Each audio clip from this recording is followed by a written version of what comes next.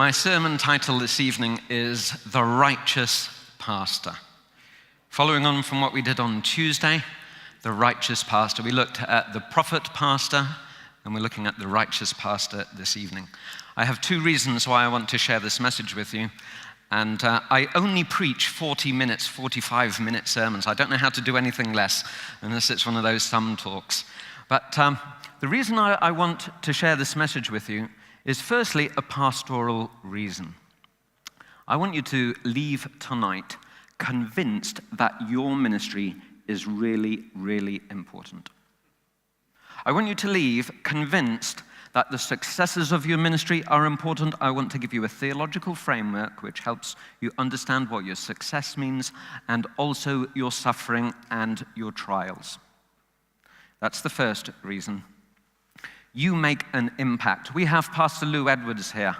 Pastor Lou Edwards, when I started off as an intern nearly 20 years ago, he was the secretary for the North England Conference, and he came and visited me out in the field. And 19 years later, I still remember something that he shared with me. I have called them, let's see if we can get this thing working. I have called them the Lou Edwards 1999 4 Rules for Visiting. Okay?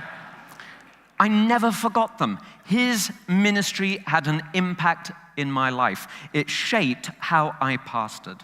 Thank you, Lou, wherever you are. Thank you. Do you want to know the 4 rules? He told me. He shared them in the car at Camphill Church in Birmingham, in the car park. We were sitting there, and he said, Cedric, when you're visiting, do these 4 things. And I've never forgotten them.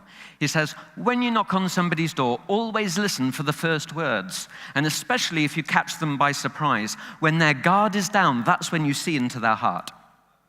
First words. Second was, as you're talking to them, listen for name dropping. If they drop names, explore, because often that will unearth problems which you wouldn't notice otherwise. Third thing is, don't listen with your head, listen with your stomach, with your emotions. What is going on? And then fourth, share a psalm or a gospel story. Aren't those great rules?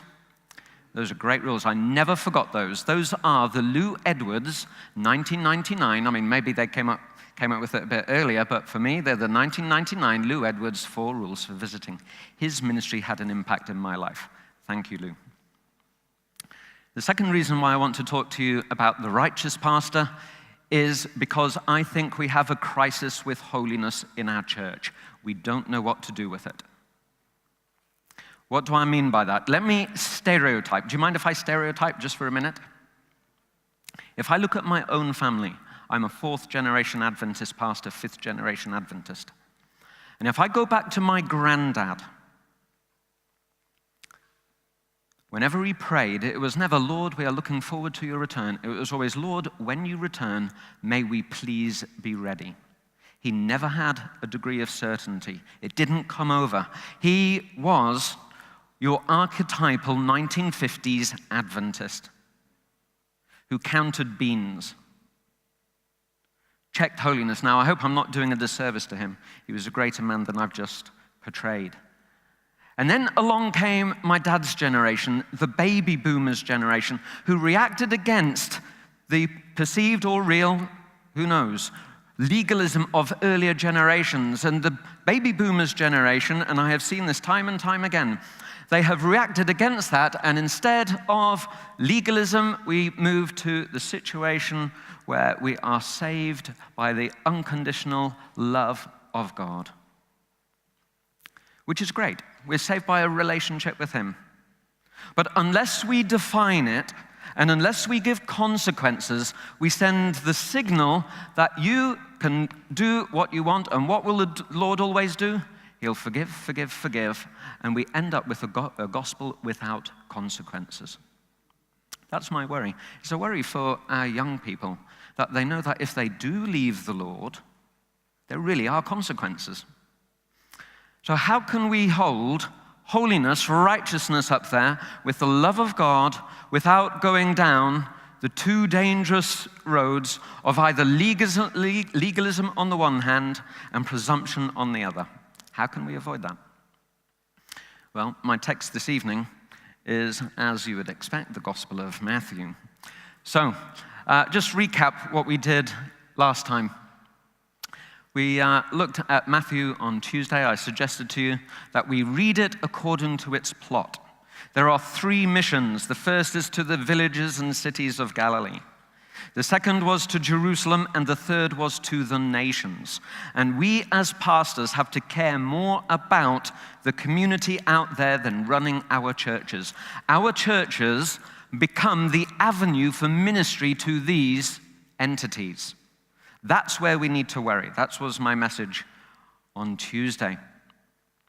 And Jesus, as you read in chapter 10 and in chapter 23, outlines a number of discipleship roles involved in this mission. Talks about in chapter 10, I will send prophets. When you are welcomed as a prophet in the name of a prophet, they will get a prophet's reward. Righteous persons, which we're looking at this evening. What does the prophet do? Confronts the community. We'll look at what the righteous person does today.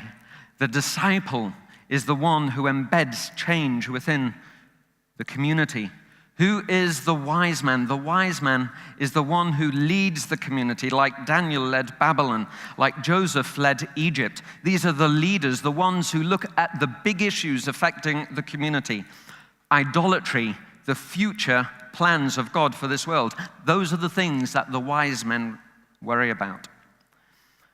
And what's the role of the scribes? The scribes are to do what Pastor Lou Edwards was telling us this morning, to maintain the values that guide everybody else, the weightier matters of the law. And what are those? Matthew 23, verse 23, justice, judgment, mercy, and faith. Those are our core values. If we jump outside of Matthew, Christians were running around defining their values. For Paul, it's faith, hope, and love. For John, it's love and faith. They were defining their narrative, the narrative of the death and resurrection of Jesus, according to the core values embodied within that story. So, righteous persons. We have this in Matthew 10, verse 41. Whoever welcomes a righteous person in the name of a righteous person will receive the reward of a righteous person. I want to give you a theology of the righteous person. It's incomplete without the theologies. But if I preach the others, I would miss my plane tomorrow morning. So it's incomplete, but it's worth hearing. So, 3 things I'm going to share with you. Firstly, the identity and actions of a righteous person. In simple terms, who or what is a righteous person? We don't go around Avondale pointing out the righteous persons, do we? There's a righteous person. There's a righteous person. How many righteous persons have you got in your church? Oh, we've got 3. Oh, I've got 5 in mine. We don't think in these terms, but I want you to think in those terms. The mission of the righteous person. And I'm going to suggest something really quite crazy for an Adventist. I'm going to suggest to you that when the righteous person is successful, do you know what it does? It slows down judgment. It actually puts the second coming further and further away. Whoa. I always thought if we were hyper successful, the second coming would be next week. And then we will look at the fate of the righteous person. Strangely, when circumstances occur in a certain way, the righteous person can be the one who speeds up judgment. So that's my agenda for this evening. So let's turn to the question of who and what is a righteous person. In Hebrew, it's a Sadiq. Now, the first righteous person we are aware of, let me give you a quick whistle-stop tour of the Old Testament. The first righteous person we know of is in Genesis 6.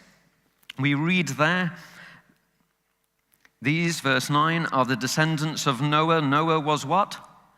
A righteous person, blameless in his generation. Noah walked with God. You look in Jewish traditions, they identify the first Sadiq, the first righteous person, as Noah. He was a righteous person, blameless in his generation, who walked with God. There's your first Sadiq, your first righteous person. If we move out of the Torah and we move into the writings, if we move to the Psalms, and I am just giving you a selection, but if we move to Psalm 15, we find the definition of a righteous person. Psalm 15, turn with me if you have it in your Bibles. O Lord, who may abide in your tent? Who may dwell on your holy hill? Those who walk blamelessly and do what is right, who speak the truth from their heart, who do not slander with their tongue and do no evil to their friends, or take up a reproach against their neighbors, in whose eyes the wicked are despised, but who honor those who fear the Lord, who stand by their oath even to the hurt, who do not lend money at interest, and do not take a bribe against a bribe. Do not take a bride, goodness. Do not take a bride, a subtle difference, against the innocent. Yes? Yeah. I'll tell you which one is more expensive later. Yeah. So, those who do these things shall never be moved. Now, what was the opening question? O Lord, who may abide in your tent? And who is it? The one who walks blameless and who does what is right. The Sadiq. And if you unpack this psalm, you will find it's a beautifully constructed psalm. It goes through 10 factors that define the Sadiq, the righteous person. It gives us 3 positive conditions. I can't read it up there, let me just turn around. They walk blamelessly, they do what is right, they speak truth. And then we move on to 3 negative conditions. They do no, what does that say? No falsity. I'm not sure if that even makes sense. No evil, no reproach. 2 more positives, 2 more negatives. 3 plus 3 plus 2 plus 2 equals 10. What is the psalmist doing? He's taking the law and he's applying it in real life. And he's saying the Sadiq is the one who knows the law, but he lives it out in real life. That's what the Sadiq is. Let me move to the prophets. We go to Ezekiel 18. Ezekiel 18. And we find a similar thing. If you've got your Bibles, I can't put it all on the screen. But Ezekiel 18, verses 5 down to 9, just listen to this definition of the Sadiq. If a man is righteous, and does what is right and lawful, and you want to count how many things we've got here. If he does not eat upon the mountains or lift up his eyes to the idols of the house of Israel, does not defile his neighbor's wife or approach a woman during her menstrual period, does not oppress anyone, but restores to the debtor his pledge, commits no robbery, gives his bread to the hungry, and covers the naked with a garment, does not take advance or accrued interest, withholds his hand from iniquity, executes true justice between contending parties, follows my statutes, and is careful to observe my ordinances, acting faithfully, such a one is righteous. He shall surely live, says the Lord God. Now, how many definitions or how many elements do we have there? 10. Again, 10. We have 2 which talk about right worship. If he does not eat upon the mountains, that's where the pagan gods are. Lift up his eyes to the idols. And then we've got 2 about defilement. And then we've got 6 about our social relationships. And again, we've got the same as we had in Psalm 15. We're taking the law and we're making it practical in real life. This is what the Sadiq does. He's not the scribe. The scribe tells you what the law is. The righteous person puts into practice and it makes it livable. This is the Sadiq. And the bit I want to highlight there is that middle bit. What does he do? He gives his bread to the hungry and covers the naked with a garment. I want you to remember that. That's going to pop up in 5 minutes. Highly significant. You see, what the Cedric does, he tries to imitate the totality of God's character, his holiness, his justice, but at the same time, his grace and his mercy. And so we find, as we especially move into Jewish traditions, that the Cedric is the one who reflects the two sides of God's character. He reflects his holiness, but also his charity, his grace, and his mercy. And so the Cedric becomes known as the one who helps others when they are in trouble. Yeah. Last November, when I was at the Society of Biblical Literature meetings, I came across a book that just hit the nail on the head. Tzedakah. This is what they called it. Like the Cedric, Tzedakah just means charity, and Jews practice it today. You know, when you read the Old Testament, Israel was sent into the Promised Land. 11 of the tribes got land to feed themselves, but there was 2 groups who God did not give the ability to feed themselves. Do you know what they were? What's the first group? The Levites. And how were they to be fed? By Avondale. Yes. They were to be fed by tithes, out of the tithes. The other group was the poor. And how were they to be provided? They were to be provided for through the tzedakah, through the charity of the rest of Israel. Those 2 groups were to rely on the rest of Israel. I wish we preached both of them when we prepare people for baptism. I know which one we do preach. So, this is the righteous person. And what we find as we read our Jewish sources, coming up to the time of Jesus, you find that the Cedric, his estimation in society rises and rises and rises. They are the superstar of their generation. We find one right away when we read the Gospel of Matthew. We find one called Joseph, who Matthew describes him as being holy. For Joseph, being holy, what did he not do to his wife or his betrothed? He didn't put her out. He extended charity to her. Joseph was a remarkable chap. Not only was he a righteous person, a tzaddik, he was also a prophet. Why? Because he saw visions, and that's what a prophet does. Incredible guy. Incredible guy. These tzaddiks, they are the ones who hunger and thirst for righteousness. They will be filled. They were the spiritual superstars of their age. Now, I found this picture on the internet. You know, I prided myself because I recognized at least 3 of them. Yeah, I recognize this chap here. Yeah, Obama. Who else do we have? I know this guy's in Harry Potter. Yes, Angelina Jolie. What's this? Is that Clooney? Yes, yes. Any Australians there? I don't know. Well, he looks Australian. Sorry, my apologies. Sorry. Yeah. It's not a laughing matter. You need to take that seriously. Yeah? You need to look in the mirror once and every so often. So here you've got superstars of our generation. You think of all the great people in the church, and who is the Cedric? He is the pinnacle. This picture is simply what I would look like if I lived in Australia for 10 years. Got a bit of a tan, shortened my hair, blue contact lenses, superstar of his generation. This is what the Cedric was in the biblical tradition. He was the one who everybody looked up to. The one who took the law and put it into practice,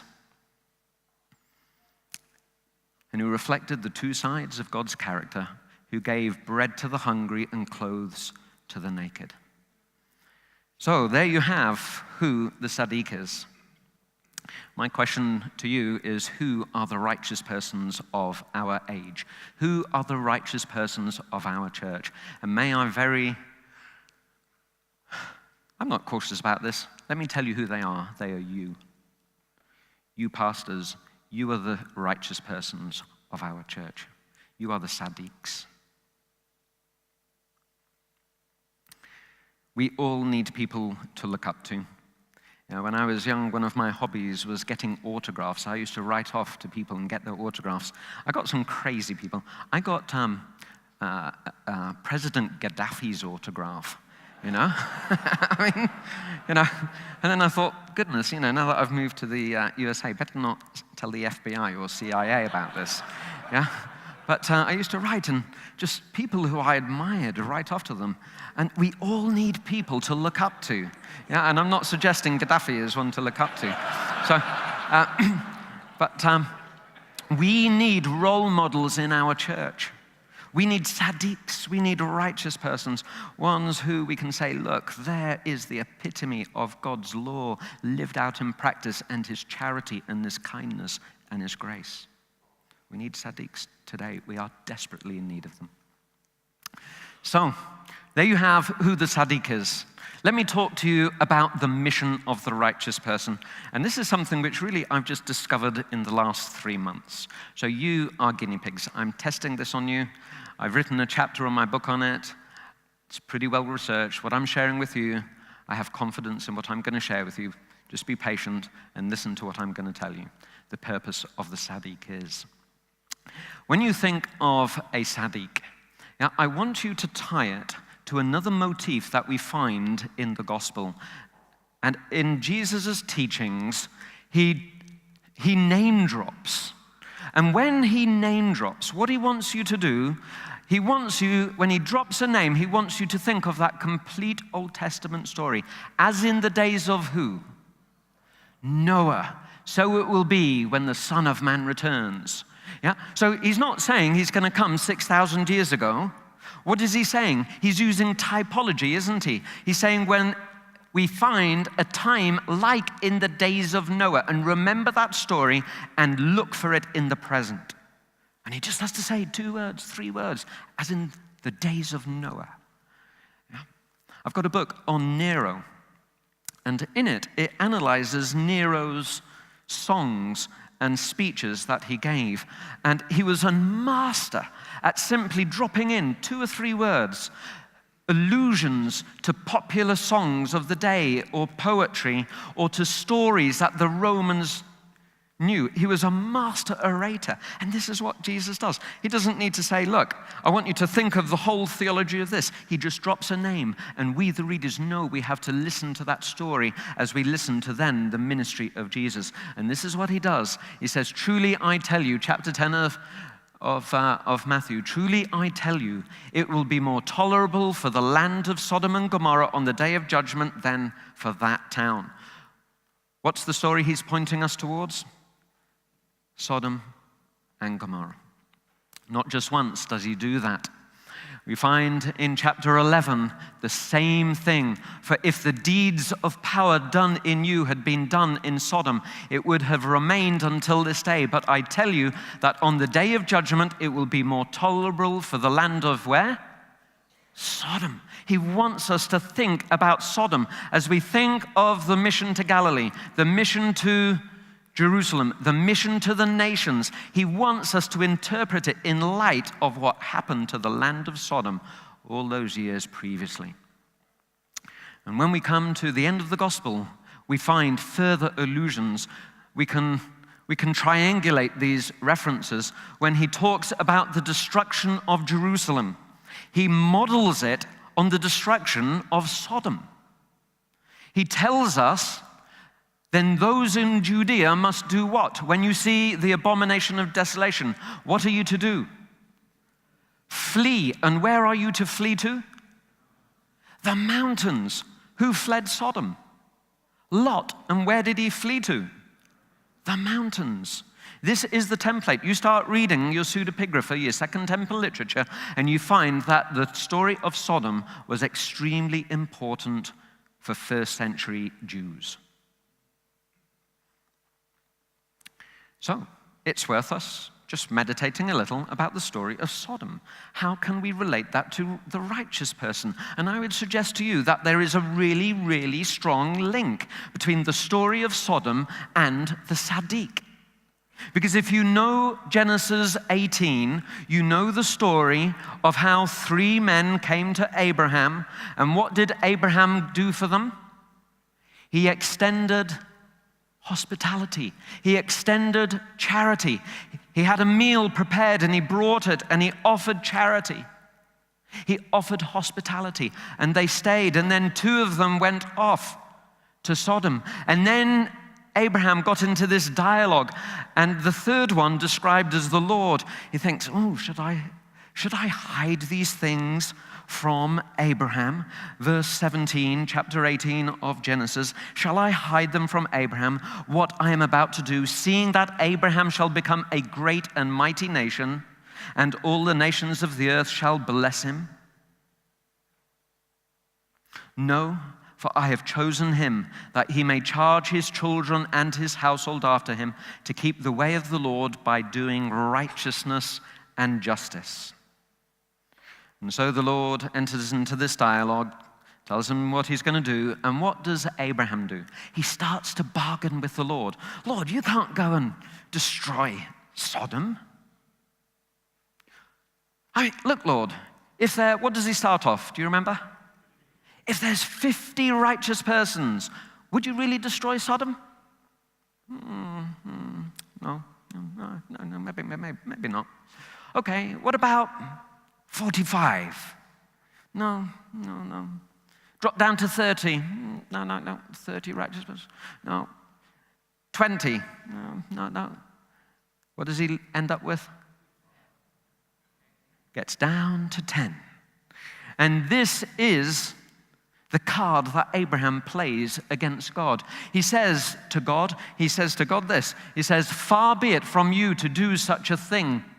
Verse 25, far be it for you to do such a thing, to slay the righteous with the wicked, so that the righteous fare as the wicked. You can't go and destroy Sodom if there's 10, because it's unjust of you to treat the righteous in the same way that you treat the wicked. You can't do that. Why? Shall not the judge of all the earth do what is just? Whew.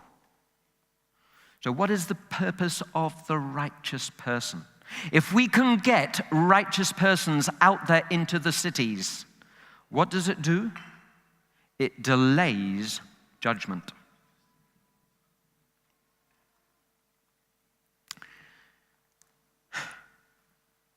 How can we get them out into the cities? Do you know, as I was thinking of I was really naughty thinking up really bad titles for this sermon. Yeah, Sodom and Sydney. That was one that came to mind. Yeah, but thankfully the Lord erased that from my mind. Yes. But I would suggest to you that we can apply the same principle to our towns that we minister in. You see, your presence in your towns is incredibly important. Incredibly important. Your ministry has significance. Significance that often we simply do not realize. How can we get more Tzaddiks out into our towns? We find the answer in Matthew chapter 10. Let's turn to Matthew chapter 10. Matthew chapter 10, how do we get these guys out there into the community? And I would suggest that there is 2 methods. We can import them directly, and the second is that we can go to the community in a way where the community, without even realizing it, becomes Tzaddiks themselves. 10 minutes left. So, this is how we get them out. We get them out in let me just get the verse there, verse 11 and 12. This is chapter 10, verse 11 and 12. Whatever town or village you enter, first thing you do when you go into the town, find out who in it is worthy. Go and check the reputation of people out there. Who is worthy here? That's the first thing you do. And then you go to the house and stay there until you leave. As you enter the house, greet it. If the house is worthy, let your peace come upon it, your shalom come upon it. They are going to benefit from your presence. They're going to benefit, shalom. Means they can stand on the day of judgment. They will benefit from your presence. If anyone will not welcome you or listen to your words, shake off the dust from your feet as you leave that house or town. Truly I tell you, it will be more tolerable for the land of Sodom and Gomorrah on that day of judgment, than for that town. How do we get Sadiqs out into the community? If we're going to save the community from judgment. And remember, in the Gospel of Matthew, the second coming is relentlessly negative. Relentlessly. There will be weeping and gnashing of teeth. It's Gehenna. It's the fire of Gehenna. Nowhere in Matthew do I find the second coming positively portrayed. Why? It is a terrible event that is going to come crashing down on our communities. And how do we save them from that event? In a way, we have neutered the second coming because we only look at it from our point of view and what it benefits us. That's what we've done. Until we, and I know this because I go around, I'm walking the dog and I think, do I really care about the world? Do I really care about it? I have to look into my heart and think, do I care now to actually get up and do something? So we can import them. And you go into the town, the village, and what do you say? Can I stay here? Now, this is where you have to make a judgment. Yeah, this is the incredible responsibility that you have. Because if you decide, yes, I will stay here, what happens to that community? Shalom.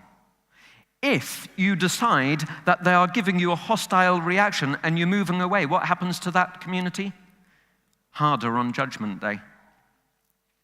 We, in real time, are deciding the fate of our communities. Now, that is really tricky. You see, there is a certain class of English person who, if you go and knock on the door and start talking to them about spiritual matters, would you mind if I come into your community, into your house? Do you know, they'll say, oh, my love, I'm so pleased that you've come and knocked on my door and taken the effort to come, but unfortunately the milkman's going to visit me in 10 minutes, and could you come at a more convenient time? Do you know what they're really saying? They're saying, I hate you to the core. Get off my land before I set my Rottweiler on you. But they're saying it so politely. Yeah, it's the art of the insult. Yeah, masters it at it. Yeah, and so if you misread those situations, you could actually bring judgment where shalom should come, or the other way around. We have to read the culture of the villages that we are entering. We have to see how are they responding to us. Yeah? Knock on an Australian door, how do you know whether they're positive? I don't know. You are the ones who know that. I'm not going to ask you that anymore. But we have to make these choices. In a way, we are making little judgments day by day which affects the future on Judgment Day of our community. So we can import them into our community. That's one way of getting Sadiqs out there. There is another way, and here it is. What does a Sadiq do? He keeps the law, but what else does he do? He practices charity. Ezekiel 18. So notice how the Lord sends them out. He sends them out in what verse have I got up there? Verse 8. Is that verse? Yeah. Verse 8. Notice how he sends them.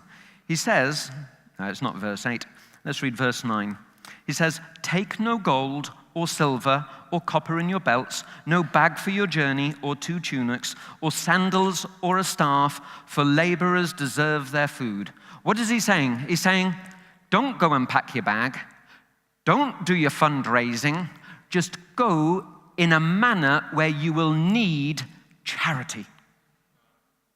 Now, you just think of how we normally do outreach. We think we've got to get the money in the bag, don't we?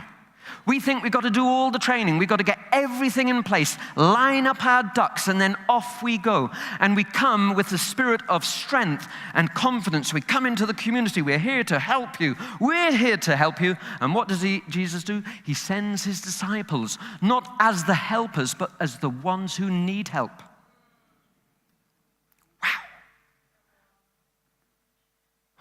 You see, the rabbis knew that there was a danger for the Tzaddiks, that as they learn all this, what's the danger for the Tzaddik? What happens to you? You become proud. And what does he do? He sends us out in a state of weakness. How we go out into the community has got nothing to do with our resources, because the resources are already out there. We go out and they welcome us in, and what do they get? They have extended charity to us. So what does that mean about their status? They are Tzaddiks. And this is consistently through the Gospel of Matthew. You read in chapter 25, the judgment not of the Jews, but of the nations. Notice how they are judged. You know these passages so well. All I'm doing is joining up the dots. Yeah, for I was hungry, and what did you do? You gave me food. I was thirsty, you gave me something to drink. I was a stranger, and you welcomed me. I was naked, and you gave me clothing. I was sick, and you took care of me. I was in prison, and you visited me. Then who? The righteous, the Tzaddiks. Then the righteous. And what have they done? They haven't even finished their Bible studies yet. All they've done is helped the followers of Jesus, who don't come with everything they need.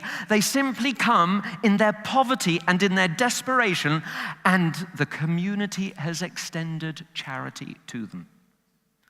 And for that simple reason, they are counted as righteous. This is Old Testament theology. You know in the prophets that Babylon will be judged according to how she treated Israel. The nations are judged according to how they treat God's followers.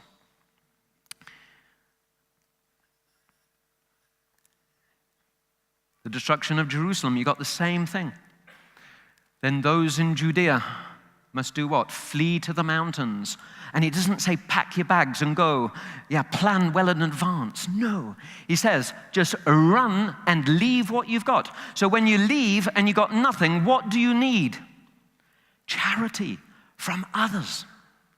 It's every time you read about the movement of Christians or the followers of Jesus in the Gospel of Matthew, he's bringing them to the point where they are in need of help from the outsiders. And pray that it's not in winter. Well, you need help. And pray that it's not on the Sabbath. Why? Because a Tzaddik keeps the law.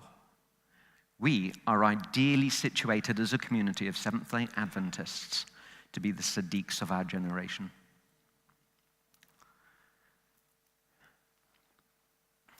Why? Why is this significant?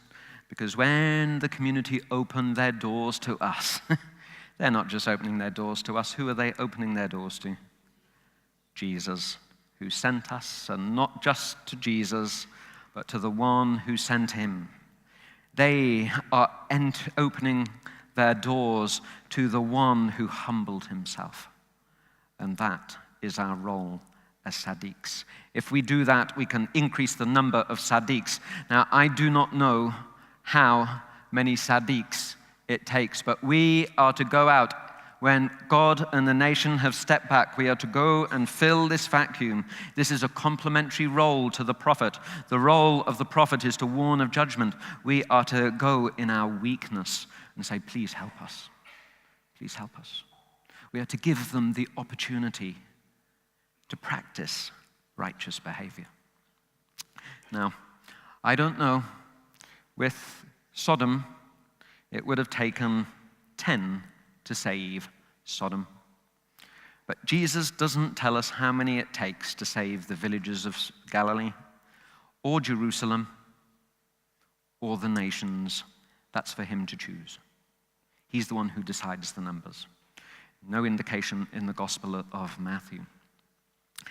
Let me just say a word. If you read Jewish sources, what I've shared with you is typical of Jewish sources.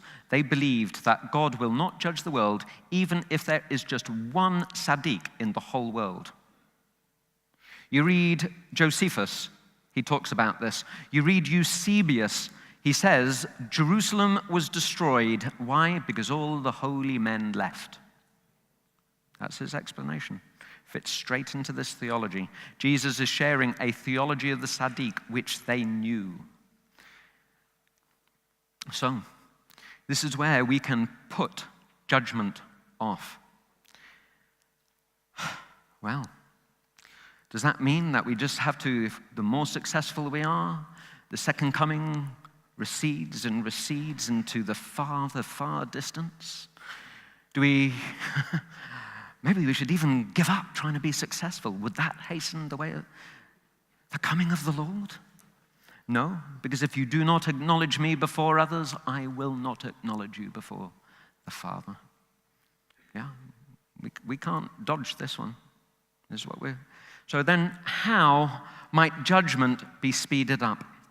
And here we move on to my third point, final point, the fate of the righteous person. You see, when you're reading Matthew 24, it says that there will come a time when there will be false prophets out there, but then there will come a time where there will be a rise in lawlessness. The love of many will grow cold. So you start going out amongst the community, and as time goes on, how is that community going to respond to the Tzaddiks? Closing the doors. And not just closing the doors, because when we read the rest of the gospel, we find that when Jesus came to his home, when he came to Jerusalem, when he came to the temple, how did the temple receive him? With hospitality? Absolutely not. Jesus dies in the Gospel of Matthew as a Tzaddik. Yeah, Pilate's wife, she makes this incredible observation to her husband. She says to her husband, have nothing to do with that man. Why? Because he is a righteous person. You think of Judas, chapter 27, verse 4. He realizes what he's done. He has betrayed innocent, righteous blood. You can see there's a load of allusions at the end of the gospel to Jesus dying as a Tzaddik. Innocent blood.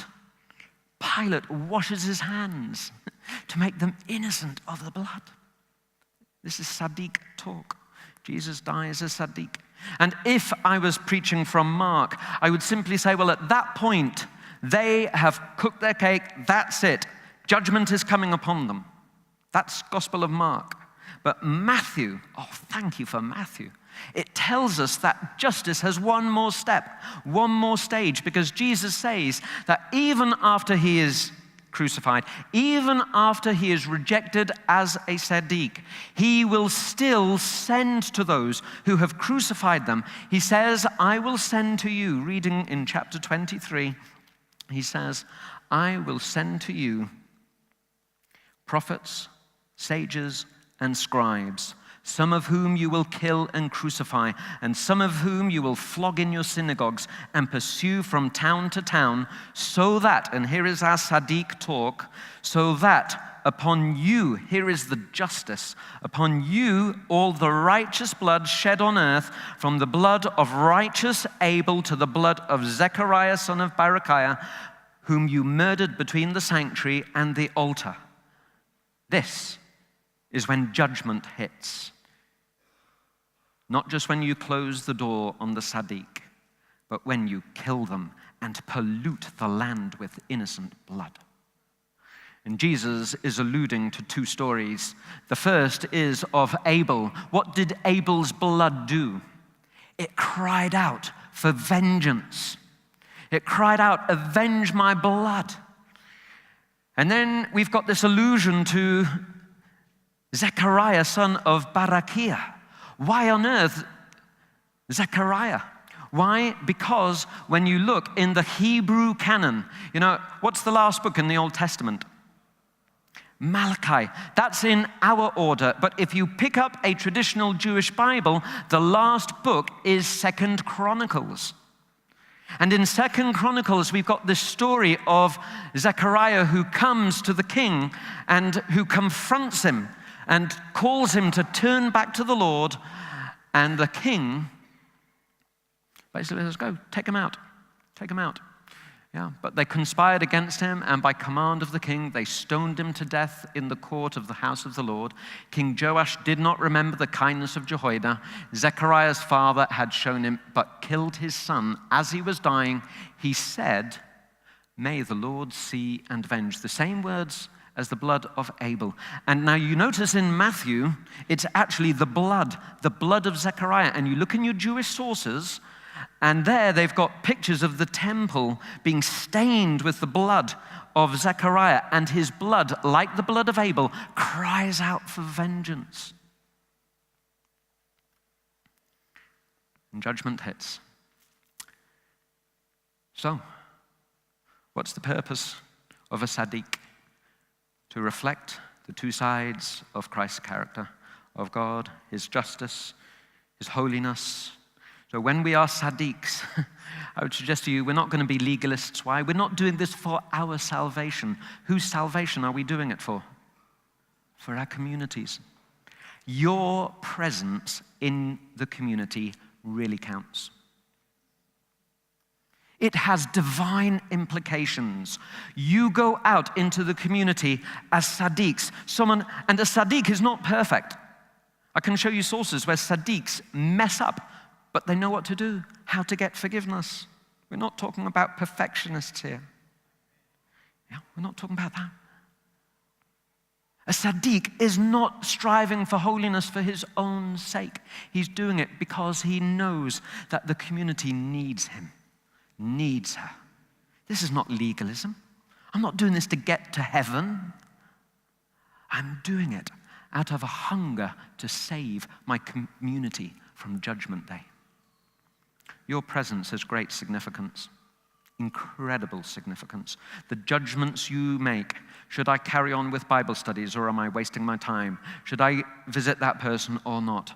You are a presence which has divine implications. Incredible, incredible. We can delay the second coming. Speeding it up. Your suffering counts. That's the lesson I take, is that when we suffer, the Lord does not just stand back and say, oh, well, I sent them out and hard luck, mate. No, he hears the blood, our blood, when we are persecuted. It's persecution which speeds up the second coming in the Gospel of Matthew. That's what does it. Persecution, and the Lord, his ears are not closed to our suffering. He hears our suffering, and he says, yes, this too has divine implications. I cannot hold back. I have to come now. Justice demands it.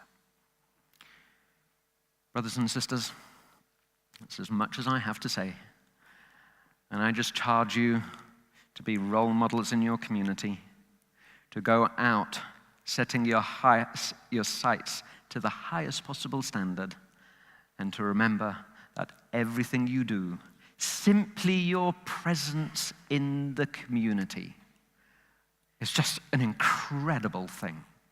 And I thank you for all you do. God bless you. God bless the Australian Union.